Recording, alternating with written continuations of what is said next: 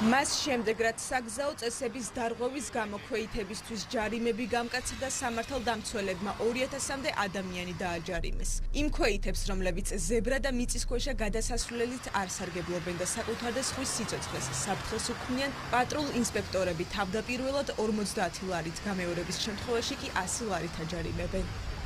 მოქალაქეები, რომლებიც არ ემორჩილებიან საგზაო მოძრაობის წესებს, ხშირად საფრთხეს უქმნიან როგორც საკუთარ ასევე საგზაო მოძრაობაში ჩართულ სხვა მოქალაქეების ჯანმრთელობას და სიცოცხლესაც.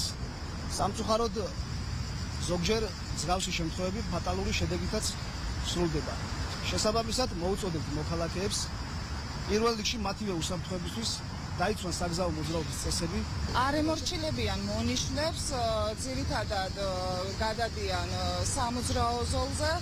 არ სარგებლობენ მიწისქვეშა გადასასვლელით და არ სარგებლობენ შესაბამისად ზებრა გადასასვლელით.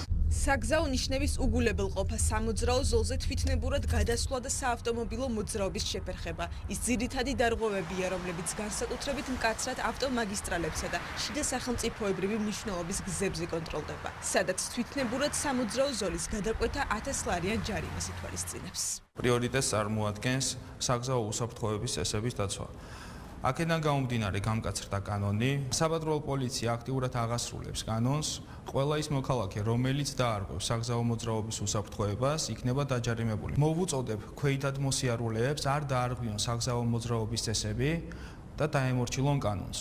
ქვეითებთან ერთად გამკაცრებული ჯარიმები შეეხებათ იმ ძღოლებსაც, რომლებიც თვითნებურად გადაკეთებული სატრანსპორტო საშუალებებით მოძრაობენ. ასევე ადმინისტრაციული პასუხისმგებლობა დაეკისრება მათაც, ვინც საგზაო მოძრაობის მონაწილის შეცდომაში შეყვანის მიზნით კანონმდებლობით დაუშვებელი ფერის ციმციმა სიგნალს დააყენებს.